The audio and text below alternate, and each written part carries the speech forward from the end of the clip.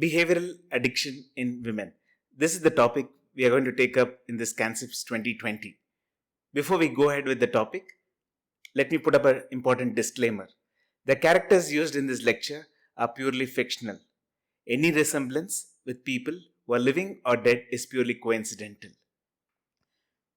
When this topic was asked, I realized I am supposed to deal with three complex things. What are the three complex things I am supposed to deal with? One is the addiction, which is complex in its own nature. Behaviors have its own complexities, which we all understand. And of course, women have their own challenges and complex situations which they go through. When you're talking about addiction, you need to understand for a contemporary psychiatrist, it's a kind of multi headed creature which is creating trouble to us. So it is a hydra headed problem for contemporary psychiatrists. We have newer and newer drugs, we have newer and newer methods of addiction, and we have newer challenges to deal with. For some, there are no solutions which we are able to find as of date.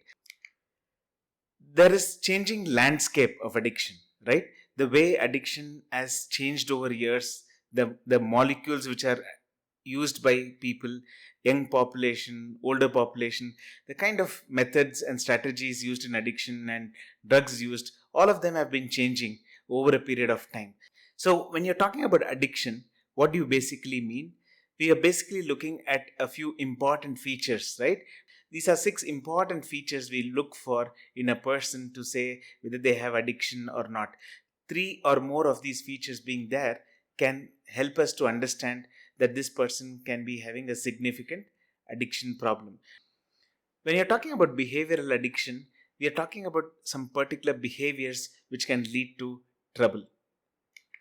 Now, what you need to understand is these behaviors most of the times are normal behaviors which are very much accepted in the society, and these behaviors could be naturally rewarding and quite helpful, at least in the beginning times. It could give some gratification in the initial times, it could satisfy, or it could help, or it could make you feel better in some ways, at least in the initial times.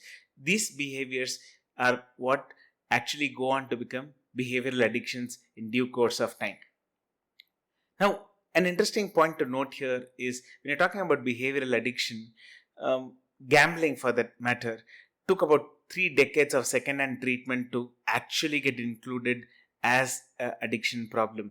It is only in DSM-5 when it comes under the class of addictive disorders. Till then, it has been kind of been an outcast, even though a lot of studies over years have been showing that pathological gambling, which was the earlier name, or the gambling disorder, which is the current name, is a behavioral addiction. Now, there are some important behavioral addictions which have been quite well known. One of the important ones obviously is gambling disorder. Now, gaming disorder, even though in DSM-5 does not have a specific diagnostic place, it is in area of further research and study. Gaming disorder is included in ICD-11. Internet addiction, which is a very common term, a lot of people are talking about all over the world, you need to understand, still is yet to find place in diagnostic manuals. When you're talking about internet addiction, it is important for us to understand it's a complex condition. Now, people don't get addicted to the internet or the World Wide Web. They get addicted to internet, and through it achieve many things. It could be gambling, it could be gaming, it could be pornography, it could be social media, it could be shopping, it could be wilfing. What do you think is wilfing? Wilfing is basically aimless searching over hours together.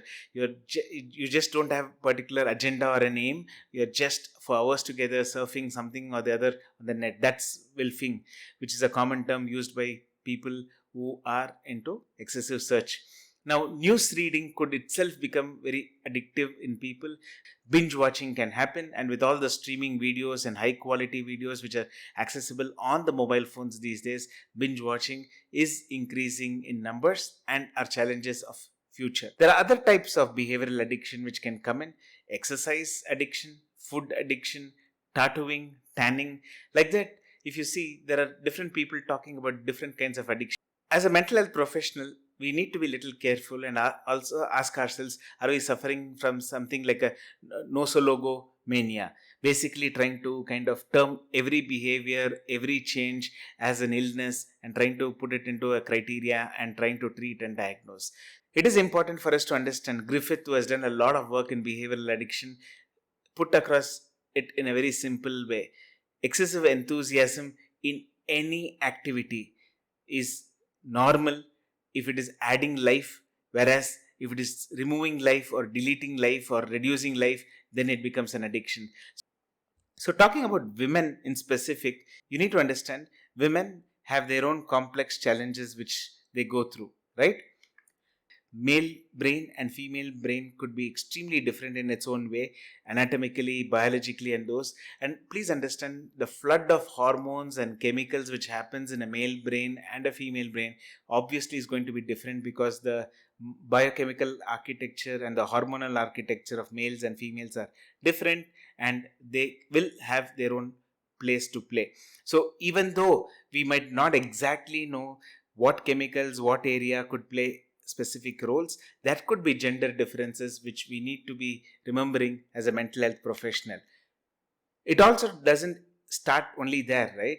It starts right from the beginning. The first earliest question which is asked when a baby is born, at least in countries where sex determination does not happen, is it a boy or a girl? My interaction with that newborn is going to change based on the answer I receive. So we know addiction problem is a biopsychosocial problem like many other mental illnesses. So if you assume that it's a biopsychosocial problem, you need to understand the biopsychosocial differences in men and women are going to be so much different, and it is going to influence everything right from the initiation of addictive behaviors, maintenance of addictive behaviors, the course of addictive behaviors, the way they take treatment, or the outcomes of the treatment. All of them are going to be involved or influenced by the biopsychosocial model. So as a clinician, it's important for us to understand addiction in the context of gender has to be looked upon very differently, and what works in men might not work in women, what works in women might not work in men. So understanding this complexities and interplay of various factors could help us to exclusively design treatment plans for those individuals who come in distress and meet us. Now, why are we talking about genders and differences? It is also important for us to understand some things are becoming more equal, right? There is a reducing gender gap in the substance use disorders. We all know world over, males smoking is reducing, whereas women's smoking is increasing and the gender gap is coming in. Let me ask you this simple question to think over. Males and females, I did mention about a list of addictions, right? So what do you think could be an addiction which could be potentially more common in male? I'm sure the first thing which comes to your mind potentially is sex addiction, right? So sex addiction is about 4 times more common in males. There are a few addictions which have been studied to be more common in women, like for example shopping addiction and eating addiction. So it's important for us to realize these are some conclusions in some studies which have come in, which shows some particular behavioral addictions could be more common in men and some more common in women.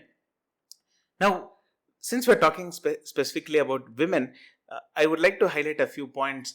In lot of studies, substance use studies as well as behavioral studies, it is very well known that one of the bad prognostic factors, or one of the factors which influences chances of relapse and chances of poor recovery, is a history of trauma and abuse. Now you do know that in this society, for whatsoever be the reason, women have unfortunately a significant negative share of trauma and abuse potential which can happen to them. So it can make them have more vulnerabilities to the whole substance use as well as behavioral addiction problems which can happen.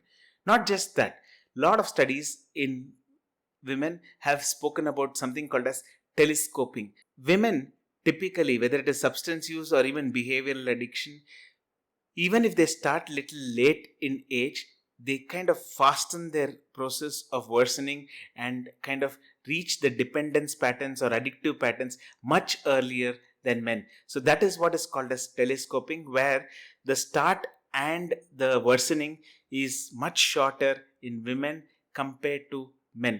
When you're talking exclusively of relapse, you need to understand a lot of factors can play a role in relapse, but some important factors which makes women more vulnerable to relapses are affective symptoms or mood symptoms can be a trigger for relapse in many people, right? Whether it is substance or behavioral addiction. So affective symptoms being more common in women increases the chances of their relapse. History of abuse, which I did tell, or trauma, which I mentioned, is one of the important factors for relapse and again making women more vulnerable to it. Studies have shown there is an increased sensitivity to stress, trauma, or even addictive substance cues or behavioral cues. So, the increased sensitivity to the trauma, stress, sensitivity to the cues of addictive behaviors or substances, all of them make them more vulnerable for relapses compared to men. So, that's another important point we need to remember. So, what else makes women more vulnerable to a relapse? Obviously, there can be stigma issues and support issues. Dual diagnosis and comorbidities are more of a rule in women compared to men. You do see dual diagnosis and comorbidities in men too, but you need to understand when you're talking about the addictive population in women, it is much more. Now, you need to also ask yourself, is it the cause or is it the effect of addiction? When you're talking about addiction, you need to understand why addiction happens, right? Like, for example, uh, let me keep it very simple. We need to talk about 3 Ds. One of the important Ds you need to remember is dynorphin. Now, dynorphin is a chemical which is released and it numbs the nucleus accumbens area. When it numbs the nucleus accumbens area, you need more of the stimuli, more of the substance to get the same high. So this dynorphin numbing the nucleus accumbens is one of the reasons you end up developing tolerance to the substance or a behavior. So that is one explanation for addiction. Another explanation for addiction is the dopamine, which plays a role in giving the high or a kick. But please remember, it's not just the high or the kick which is important here. It's the incentive salience which is the crucial factor. What is the incentive salience? Incentive salience basically means it's the extreme importance or extreme uh, positive feeling or binding which is given to that experience when that substance or that behavior is done. That incentive salience is a crucial factor and dopamine is the chemical behind it. The other D which you need to remember is disinhibition process, which happens a little later stage of addiction, where you typically see prefrontal area circuits changing little bit and their control on the rest of the brain kind of eases out, which basically means the person's decision making abilities comes down, judgment processes come down, and they get into the spiral of addiction. So these are 3 crucial Ds for any addictive behavior which can lead to addiction, right? One of the important points in behavioral addiction, especially you need to look at, is super normal stimuli. In lot of behavioral addiction, you're looking for not just a normal stimuli, you're looking for a super normal stimuli. Any gaming today is super normal stimuli. Any junk food is full of energy, full of calories. So it's super normal stimuli. So immersion factor, this immersion factor is especially important in audiovisual material, like for example gaming or even when binge watching, right? You could see a lot of this content in gaming or any of the movies and series which we watch has so much of immersion factor that the person who's watching it gets immersed into it so much, and he gets grappled with the content so much that he finds it very difficult to get off that. That is called as the immersion factor, and that is an important way of explaining behavioral addiction. Another interesting point you need to remember is in behavioral addiction, you get to see this partial reinforcement effect. What is this partial reinforcement effect? Suddenly, some extraordinary luck favors you and you win a jackpot, or suddenly you win a huge prize money, or suddenly one of the episodes is very interesting. So, this unpredictable wins and unpredictable gains which you get makes your brain look for that and chase this high multiple times. So you need to understand these are some of the important explanations for how behavioral addiction can happen. Another way of explaining and understanding behavioral addictions in any gender, especially in women, could be the ABC model. And I did talk about affect being an important factor which we need to look for in addiction of substance as well as behaviors, right? What is this ABC model talking about? A stands for affect, B stands for a behavior, C stands for cognitions and control related issues. So whenever you're talking about a behavioral addiction, you're looking at some changes in the mood and a behavior which changes that particular mood. So once the behavior changes the mood, it changes the way you think, and sometimes maladaptive cognitive processes can get kicked in and discontrol can happen. So behavioral addiction can be explained by this ABC model. There is another way of explaining behavioral addiction, which is like something called as components model for behavioral addiction. What is this components model of behavioral addiction?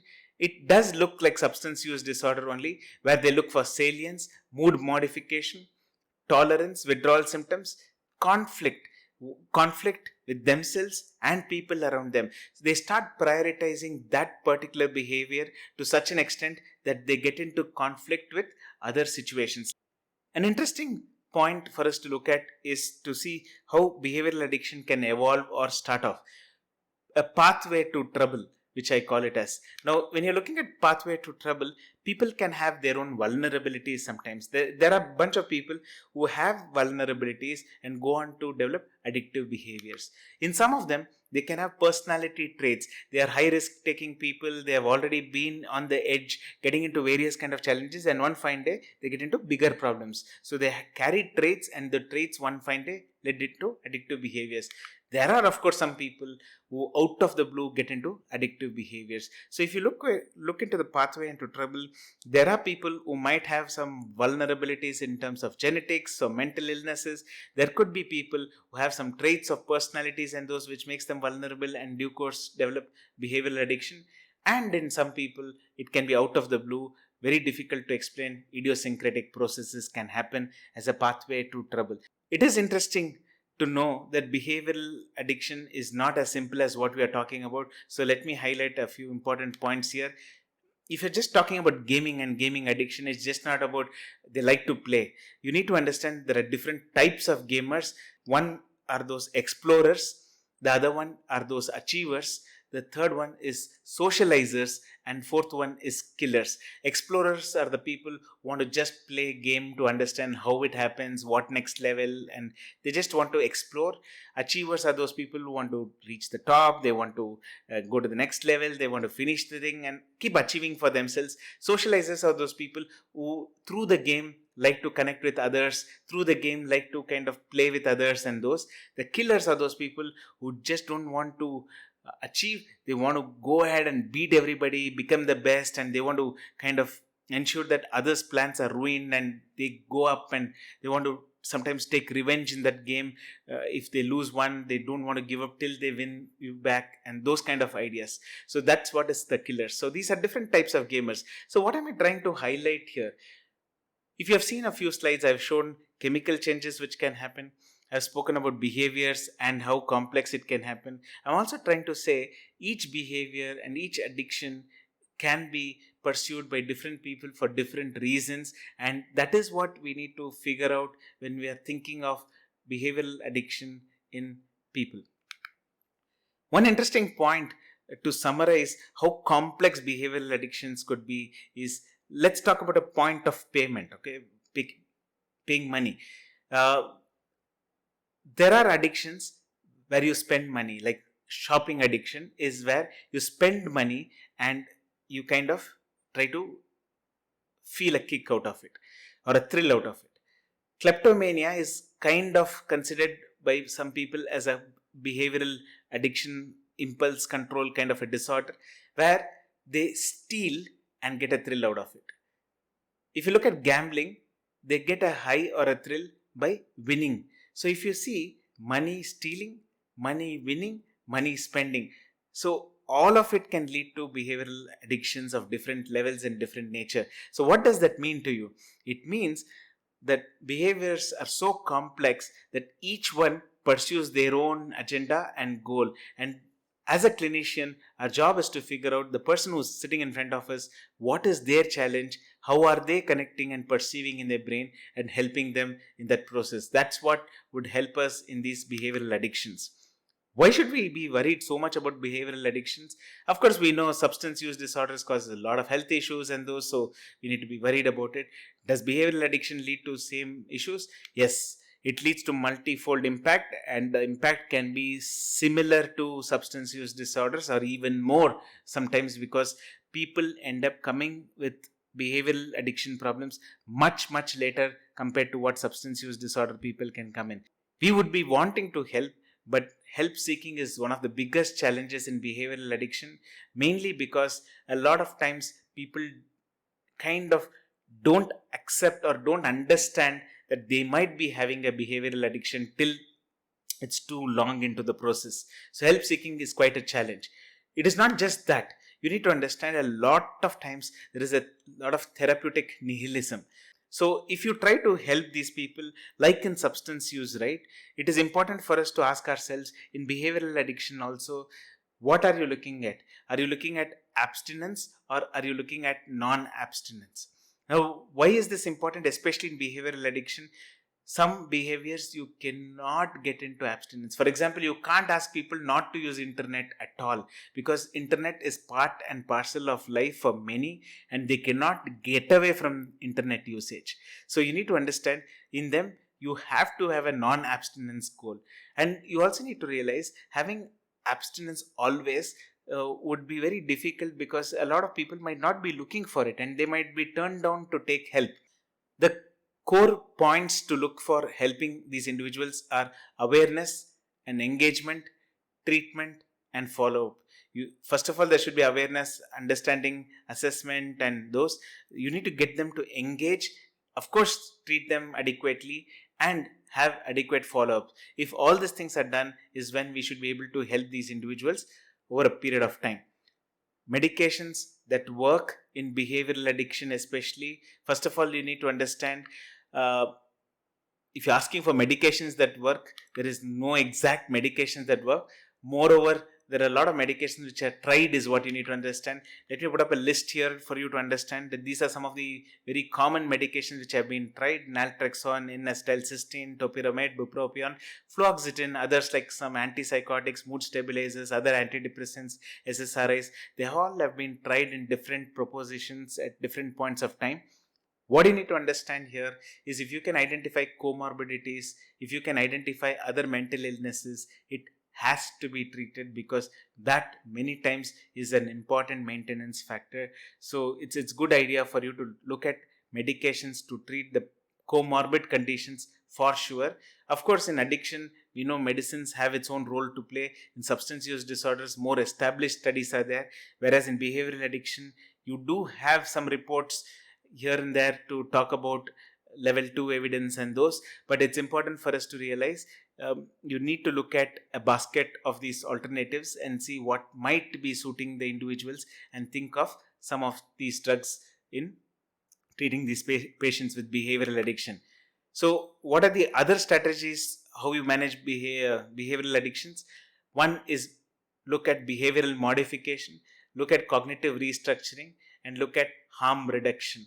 These are three important things you need to look at.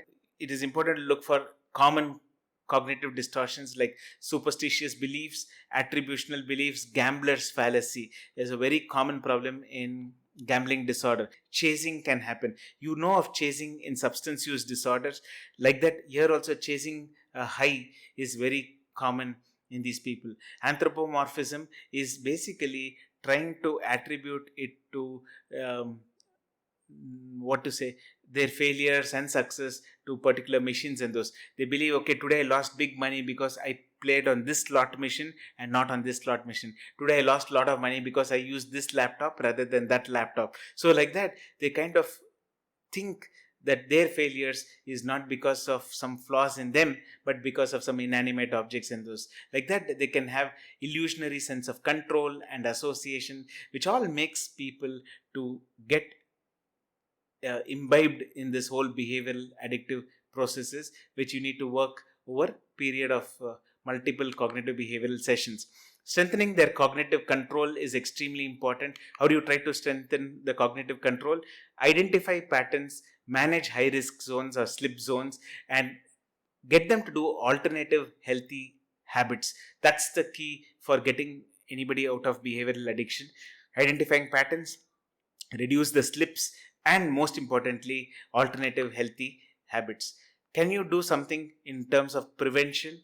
Answer is definitely. You can work towards young population, especially in some behavioral addictions which are part and parcel of life. For example, social media is part and parcel of life, internet is part and parcel of life, gaming could be part and parcel of life. So like that, financial transactions and those could be part and parcel of life. So if you want to avoid people getting into addictive behaviors, you can make people talk about it. You can make people talk about it, their experiences and those. More importantly, you can get children involved in together activity. Means you make them play along with you, you play along with them, teach them what's okay, teach them what is moderation and those things. Like that, when you get along with them, talk about it, and together activity or a together play along with them, the chances of them opening up and taking help in the initial stages becomes much more higher. Also important is to get them to allot and stick to it. For example, kids right from the beginning, if they're asked to allot by themselves how much time they want to play, and make them stick to it and reinforce that kind of behaviors, it helps them, because over a period of time they learn to regulate themselves rather than actually needing external resources to be regulated. Also, learning to have alternative activities, like for example, even if kids like to play online, let's imagine they like to play online cricket. It's good, okay, let them do that. But they also need to do other activities which are alternative healthy activities. Maybe play real time game outside with their friends. Also, they can do some online games. Like that, if they have alternative activities also happening in parallel, the chances of preventing behavioral addiction becomes higher. So talking about it, together activities, allot and stick formula, and of course alternative activity encouragements. These are strategies by which you can do some prevention. The moment you diagnose a behavioral addiction of whatever it is, shopping addiction, gambling addiction, anything like that, it can have its own legal implications and those. So people, there are a lot of cases, at least in countries like US and those, where people who are into gambling addiction have gone back and they have not been able to pay their loans back, and have claimed because they are sick they will not be able to pay, and they have got into trouble. Like that, you need to understand these are all future challenges which can come to mental health professionals, where custody of child can be questioned because of behavioral addictions. These are challenges which we need to be looking forward in future and addressing it in more healthier manners. Before we wind up, one important point I would like to highlight is we are a stereotypical world. Whether we like it or not, most of us find it very difficult to change the thought processes of our thinking. There could be a sheer fundamental attribution error which could be behind many gender problems we see. What is fundamental attribution error? You attribute the problems or a failure to the person rather than other external factors. Sometimes that could happen many times in female gender, and we have had many examples where fundamental attribution error is an issue. So why am I highlighting this point is because as a clinician, a lot of studies could be biased because of gender selection and those. So it's important for us to realize, with the limited data we have, behavioral addiction is something we cannot run away from.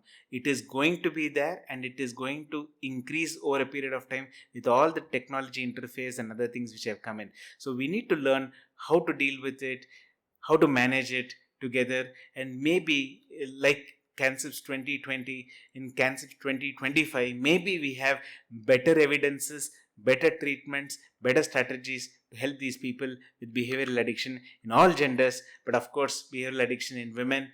I hope we should be able to help them in the best ways possible. Thank you.